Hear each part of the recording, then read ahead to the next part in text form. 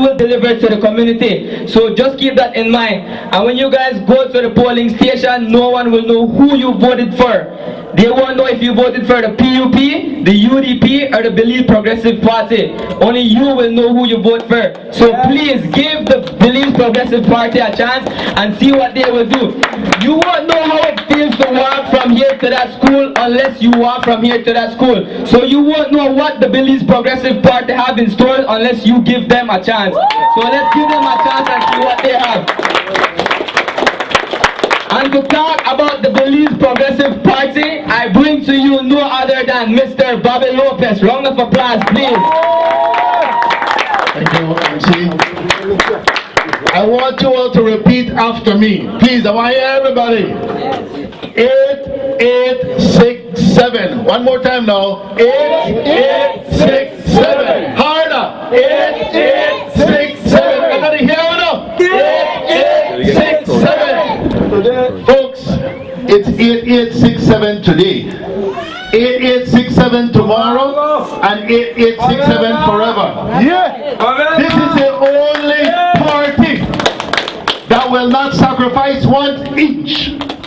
The PUP and the UDP in 2010 signed the secret agreement with Guatemala to let the ICJ decide where our borders are.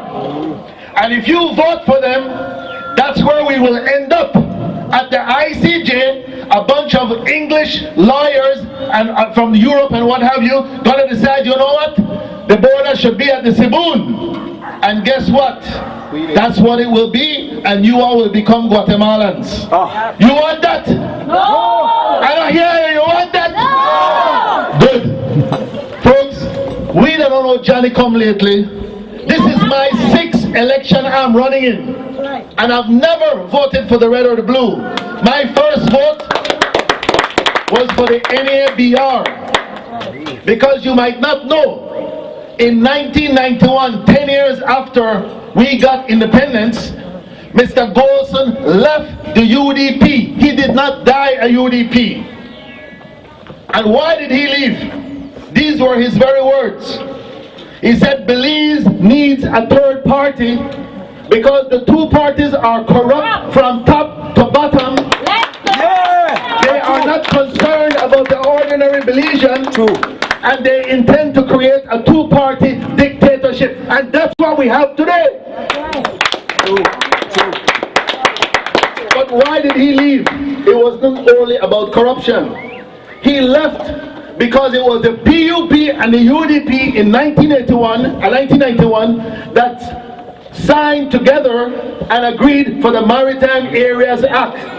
And he was not in agreement and he left, he resigned. And you might not know, those of you who were around in 1991, we already gave 9 miles of our territorial seas to Guatemala.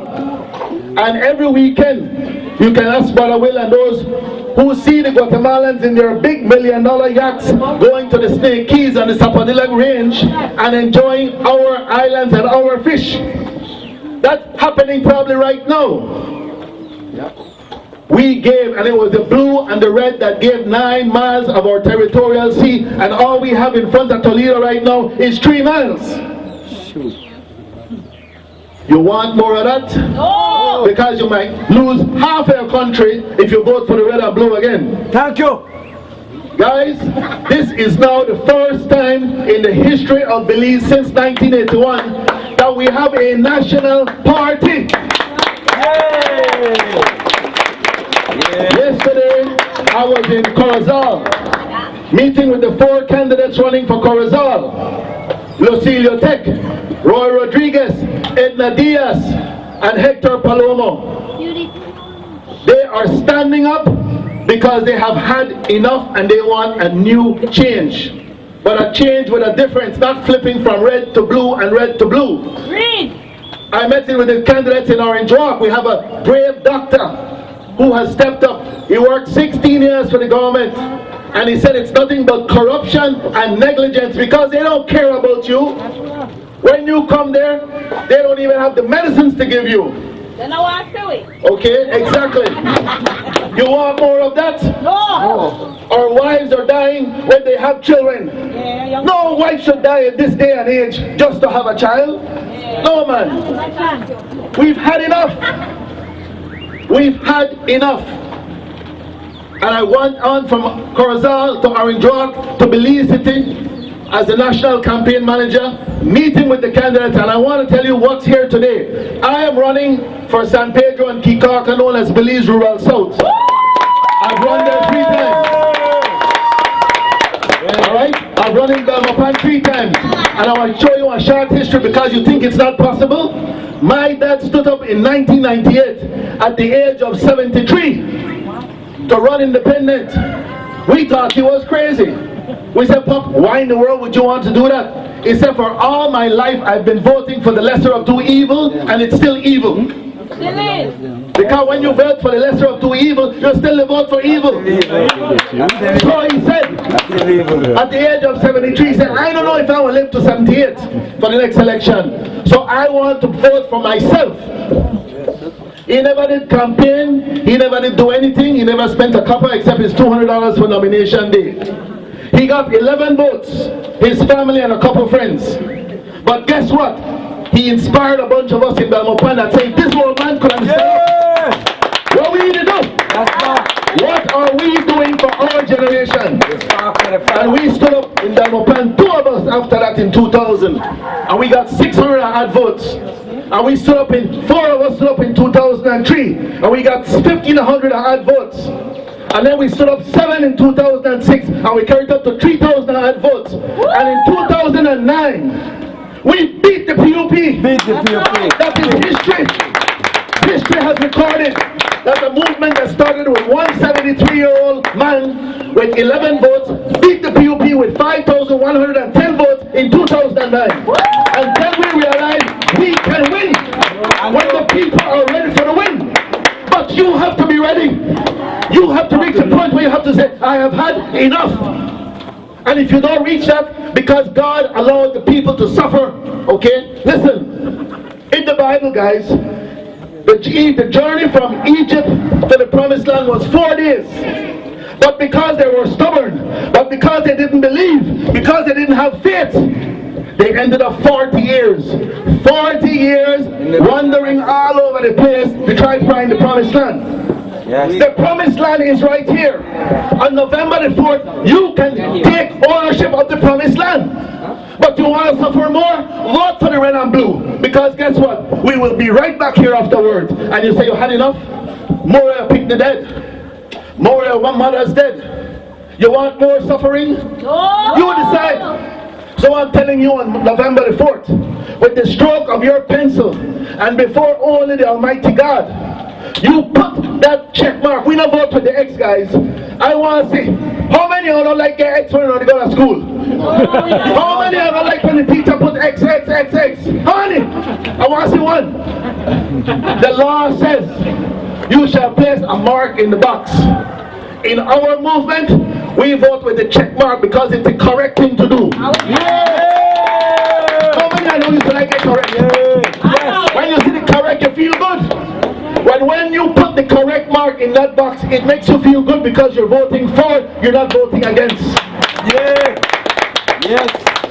So I'm telling you guys, when I want to suffer some more, vote the red or blue. Not strong. But if you want change, that will make a difference, then give the green a chance. Mr. Wilmer here has run 3 times. Brother Patrick has run 2 times. Brother Paco has run. I have run. This is my 6th time. And I'm going to run till I drop dead. 60 more. Okay? But I hope that you all want the change as much as we want the change, because we have changed. We have changed. Because if we never change, we would be red and blue. Okay? And you might say, oh, we'd love to give everybody t-shirts. But t-shirts don't vote. Banners don't vote. Flags don't vote. Money doesn't vote. People do. It's you that vote. This party don't got a lot of money, but this party got a lot of love. Okay? Yes. And when we stretch for wheelie money, and we only give our candidates 24 t-shirts, and those 24 t-shirts for each candidate is for the ones who will work. who will go out and campaign. So now they ask for t-shirts. Please understand, guys, if we had it, we would have get, I don't know. But we bring love, and you can't buy love. Yeah. You can't put a value on love. You can't buy love.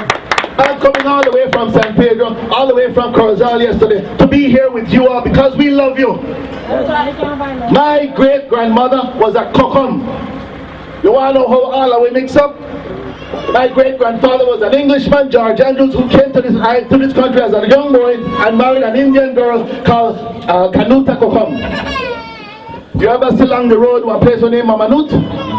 Mamanut is after my grandmother. That was my family, and that's what we called her, Mamanut. Kanuta Kokum, guys. So all of we mix up. All of we got Maya, all of we got black, all of we got Spanish, all of we mix up, but all of we got Belizeans. Yeah! First and foremost, we are Belizeans. Yeah. I am happy to see you all here. And let me tell you how you will make the win, guys. If every single one of you here go out in the next 3 weeks, each day, convince one person each day to vote for the Green. On November 4th, we got the victory. Yes. You have to put in the work. There is no way Mr. Asik can see every voter in the next few days. You all have to take the message back. Why make we give the Green one chance? Look around you as we drove from PG to here. All we saw was green. Green is life. Without chlorophyll, we can't live. Yes. That's what green represents. Life. It presents life. We have been planting the seed of change, and now it's time to reap the harvest of change. So please, my fellow Belizeans, brothers and sisters and young people of Toledo, let the revolution start from here. 8,867 today, tomorrow, and forever. God bless you all.